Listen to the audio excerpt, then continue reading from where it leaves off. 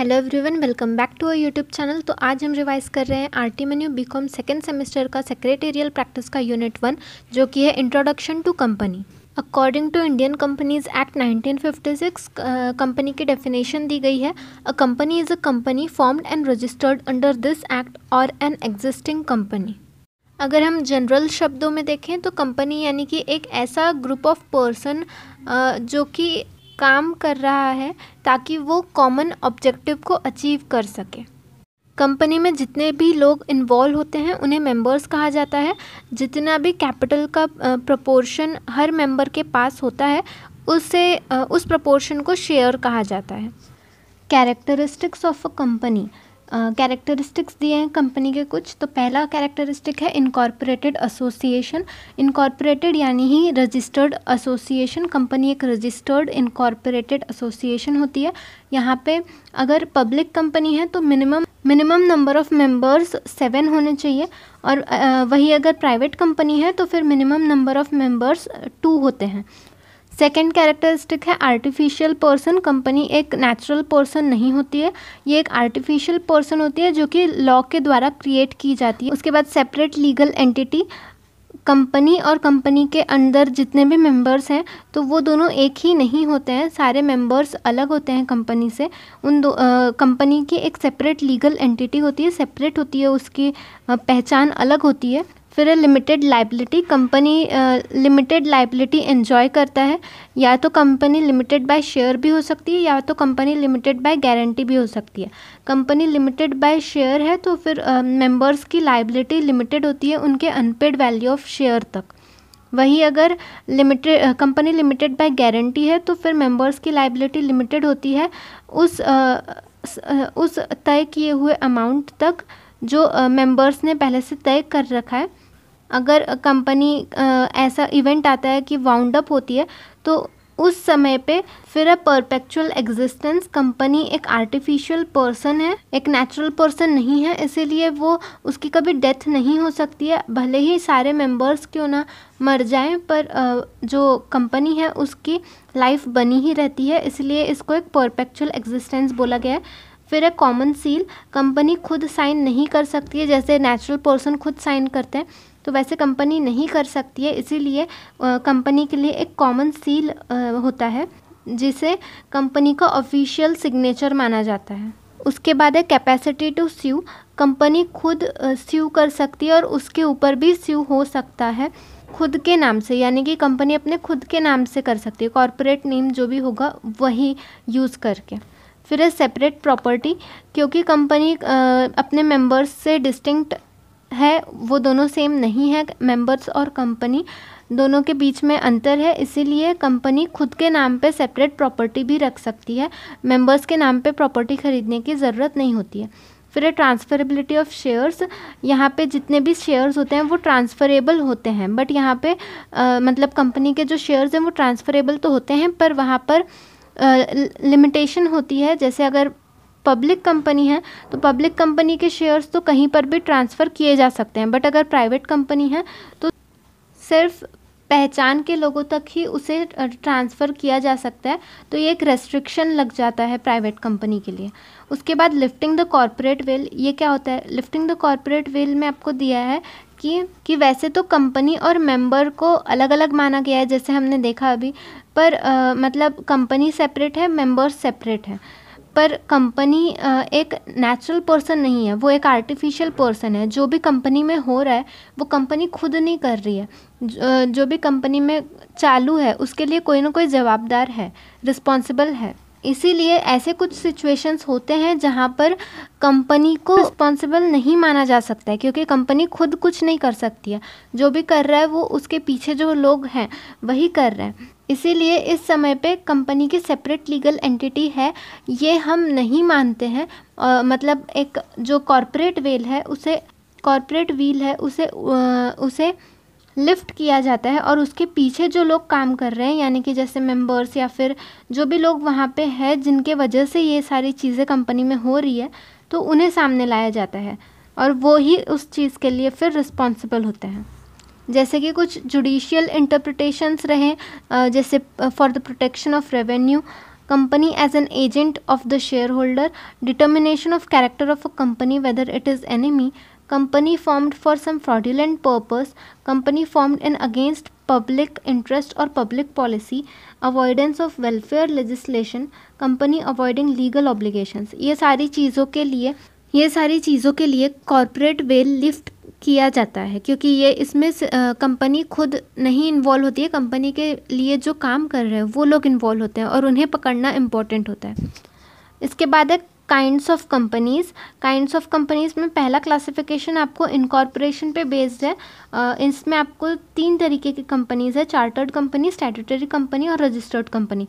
Chartered company यानी कि ऐसी कंपनी जो कि रॉयल चार्टर्ड द्वारा इनकॉर्पोरेटेड है, जैसे कि ईस्ट इंडिया कंपनी जो कि रॉयल चार्टर द्वारा फॉर्म की गई थी। फिर स्टैट्यूटरी कंपनीज़ यानी ऐसी कंपनीज़ जो कि इनकॉर्पोरेटेड है किसी स्पेशल एक्ट के अंदर, जो कि पार्लियामेंट के द्वारा या फिर स्टेट लेजिस्लेचर के द्वारा पास किया गया हो। तो जैसे reserve bank of India, state bank of India, ये सारी चीज़ें स्टैट्यूटरी कंपनीज़ के अंडर आती हैं।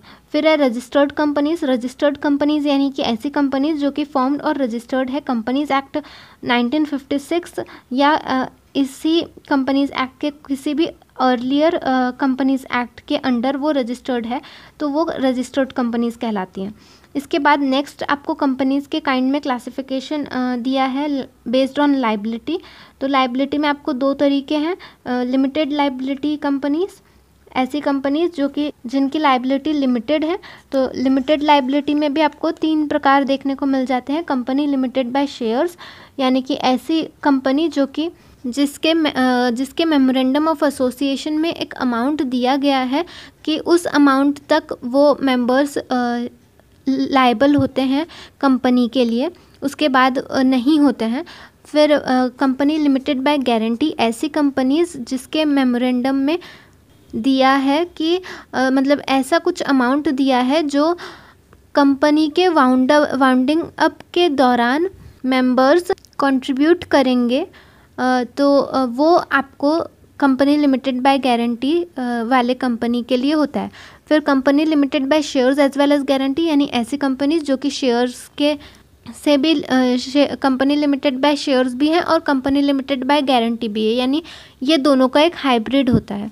फिर है अनलिमिटेड कंपनीज़ यानी कि ऐसी कंपनीज़ जिसकी लायबिलिटी अनलिमिटेड है। इसके बाद आपको classification based on number of members दिया है।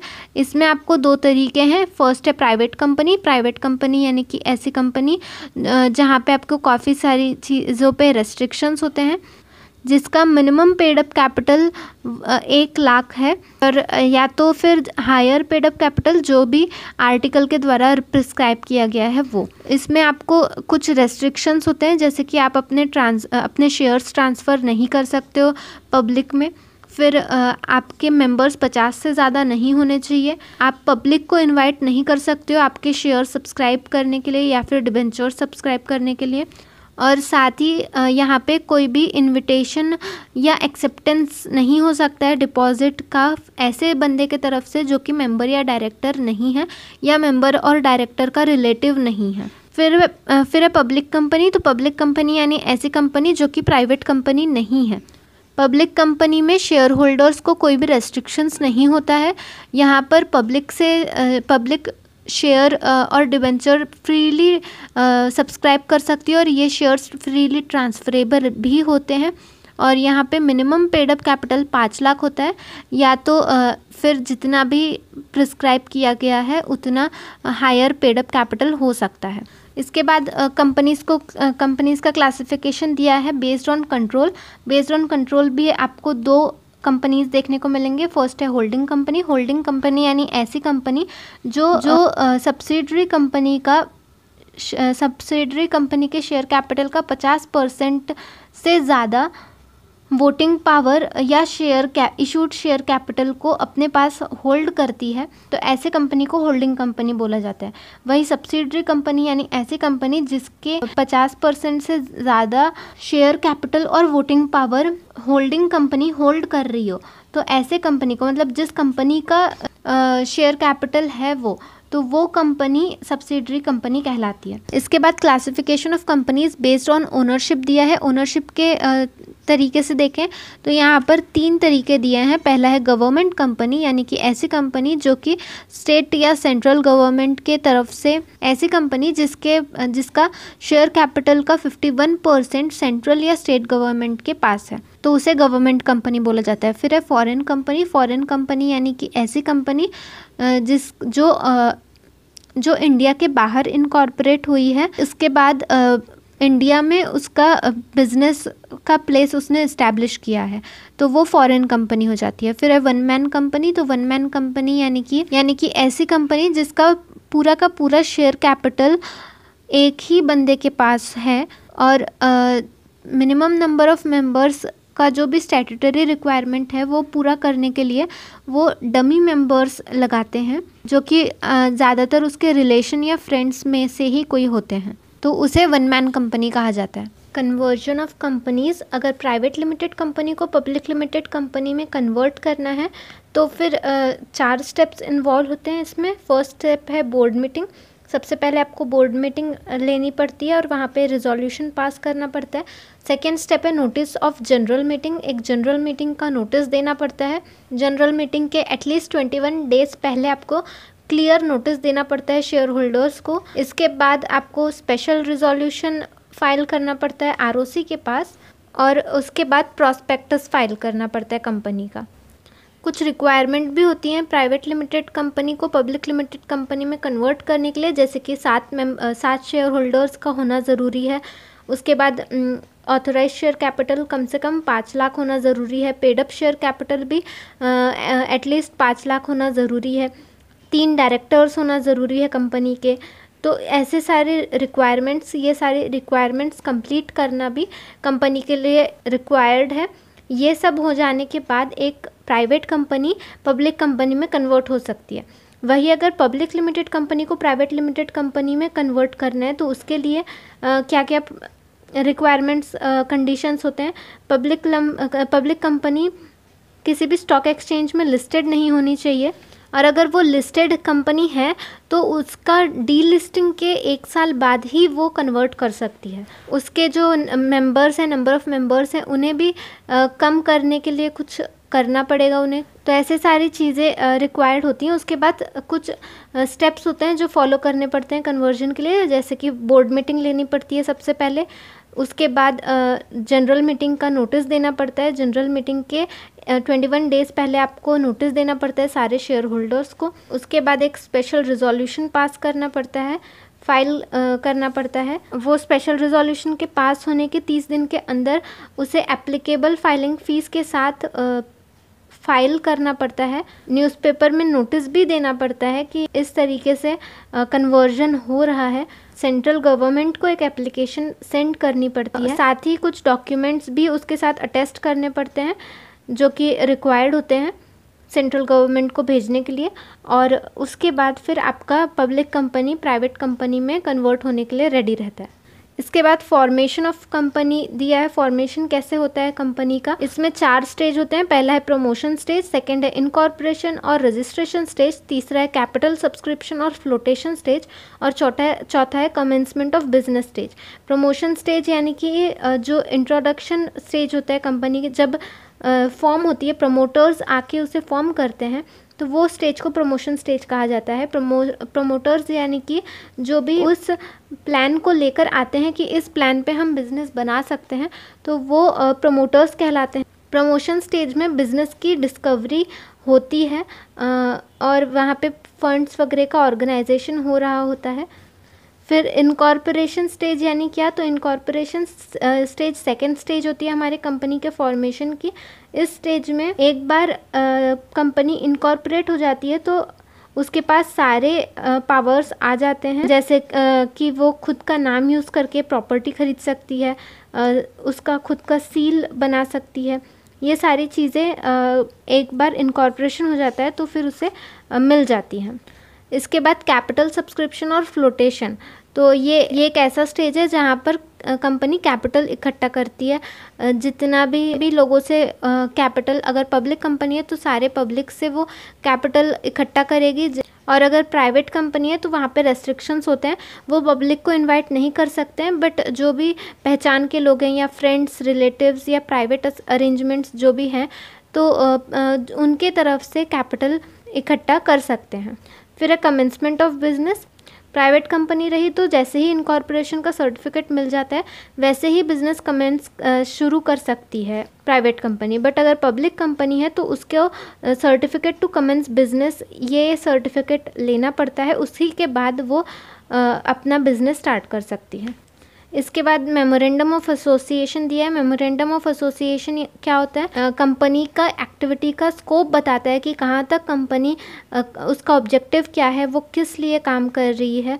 ये memorandum of association duly stamped होता है और साथ ही सब्सक्राइबर्स की तरफ से साइन किया गया होता है। जो भी अगर प्राइवेट कंपनी है तो 2 सब्सक्राइबर्स की तरफ से और पब्लिक कंपनी है तो 7, और साथ ही उसमें विटनेस का भी सिग्नेचर अटेस्ट किया जाता है।